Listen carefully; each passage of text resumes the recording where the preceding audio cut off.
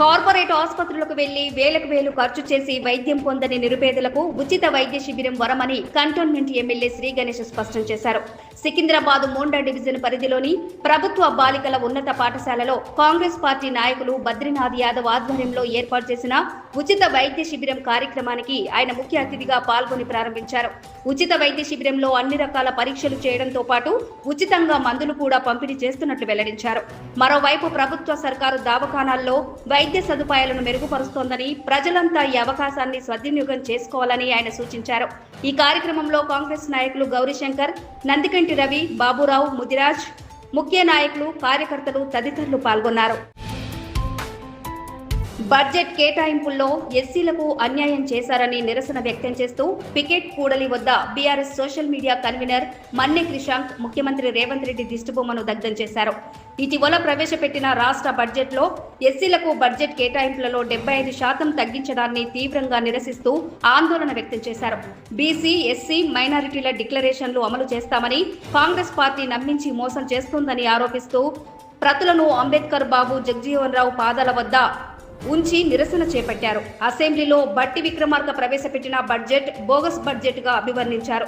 జాతీయ కాంగ్రెస్ అధ్యక్షుడు మల్లికార్జున ఖర్గే ఎన్నికల ప్రచారంలో భాగంగా చేవెళ్లలో ఇచ్చిన ఎస్సీ డిక్లరేషన్ ఇప్పటికీ అమలు కాలేదని అన్నారు.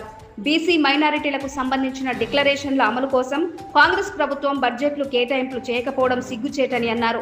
మైనారిటీలను కేవలం ఓటు బ్యాంకు రాజకీయంగా చూస్తున్నారని, 6 గ్యారంటీలను అమలు చేయడంలో విఫలమైన రేవంత్ రెడ్డి బీసీ, ఎస్సీ, మైనారిటీలకు ఇచ్చిన డిక్లరేషన్లు అమలు చేయడంలో కూడా వైఫల్యం చెంది పూర్తిగా చేతులెత్తేశారని అన్నారు. కాంగ్రెస్ మోసాలను తెలంగాణ ప్రజలు గమనిస్తున్నారని, కాంగ్రెస్ కు బుద్ధి చెప్పే సమయం త్వరలోనే ఉందని అన్నారు.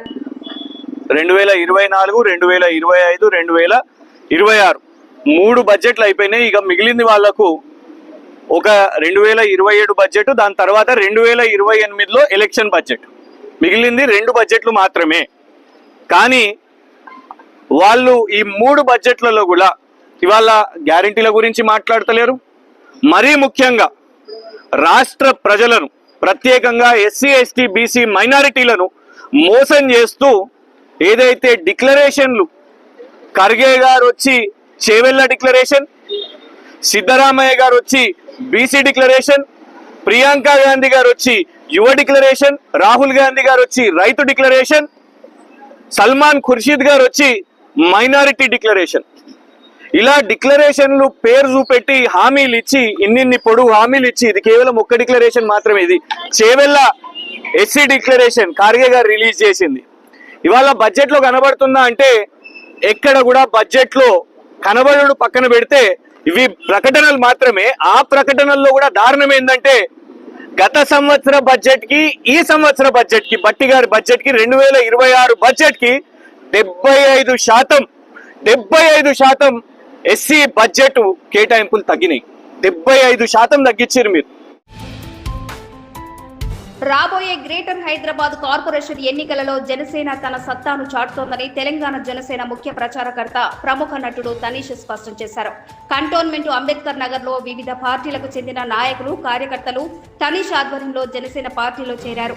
అంబేద్కర్ నగర్ కు చెందిన సతీష్, రాజేష్ తో పాటు 100 మంది వివిధ పార్టీలకు చెందిన కార్యకర్తలకు కండువా కప్పి పార్టీలోకి ఆహ్వానించారు.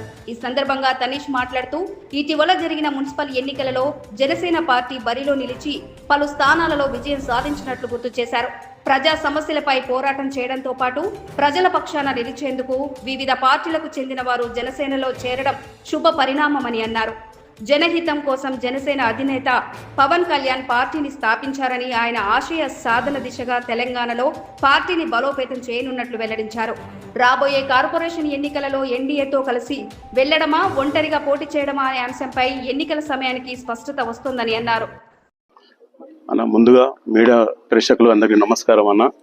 ఈరోజు కంటోన్మెంట్ ఏరియాలో మా జనసేన రాత్రి జెండా కట్టినప్పటి నుంచి కొంతమంది నాయకులు ఇళ్లలో పోయి ఇక్కడ మేము ఒక 500 మంది నుంచి చేరిక అని చెప్పి మా శంకర్ గౌడ్ అన్న, ఆర్కే అన్న, మన రామన్న, ఈ నాయకులు అందరు రావాలి.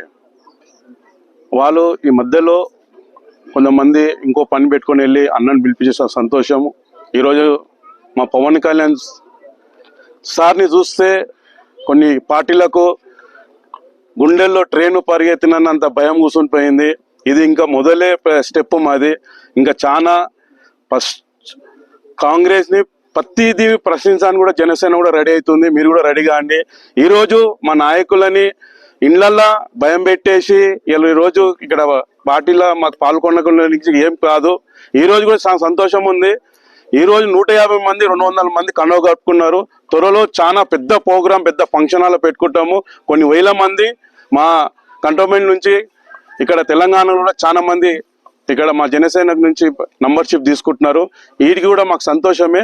మీ మీడియా మిత్రులు మాకు సపోర్ట్ చేయాలి. ఇది ఇంకా అన్ని దాంట్లో వచ్చి మాకు మీరు సపోర్ట్గా ఉండాలని మేము కోరుకుంటున్నాం.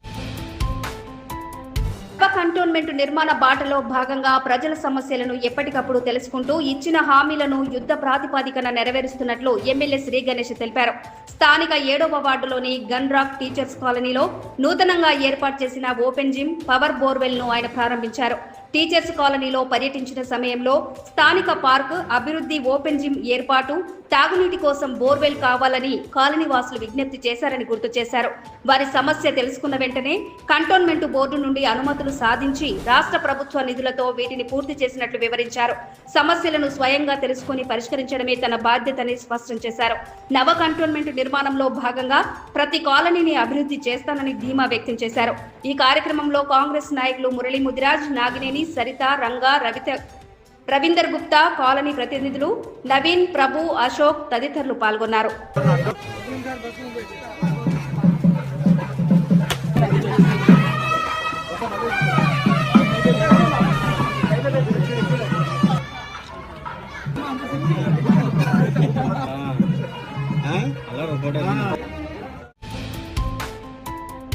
వైద్యం విషయంలో నిర్లక్ష్యం చేయొద్దని ఎమ్మెల్యే తలసాని శ్రీనివాస్ యాదవ్ సూచించారు. వెస్ట్ మారేడుపల్లిలోని క్యాంపు కార్యాలయంలో నియోజకవర్గానికి చెందిన 47 మంది లబ్ధిదారులకు ముఖ్యమంత్రి సహాయ నిధి చెక్కులను ఆయన పంపిణీ చేశారు.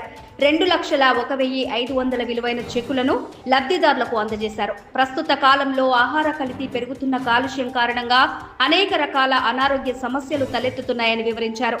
నేడు వైద్యం సామాన్యులకు భారం కావడంతో పేదలు ఆర్థిక ఇబ్బందుల కారణంగా చికిత్స తీసుకోవడంలో నిర్లక్ష్యం చేస్తున్నారని ఆయన పేర్కొన్నారు. ఆర్థికంగా డబ్బు లేక వైద్యం ఆగిపోకూడదనే ఉద్దేశంతోనే ప్రభుత్వం ముఖ్యమంత్రి సహాయ నిధి ద్వారా ఆదుకుంటోందని, ఈ నిధులను సద్వినియోగం చేసుకుని మెరుగైన వైద్యం పొందాలని సూచించారు. ఈ కార్యక్రమంలో మాజీ కార్పొరేటర్లు Namala Shesh Kumari, T Maheshwari, BRS party division అధ్యక్షులు కొలన్ బాలరెడ్డి, అత్తిలి శ్రీనివాస్ గౌడ్, హనుమంతరావు సహా పలువురు ముఖ్య నాయకులు, కార్యకర్తలు పాల్గొన్నారు.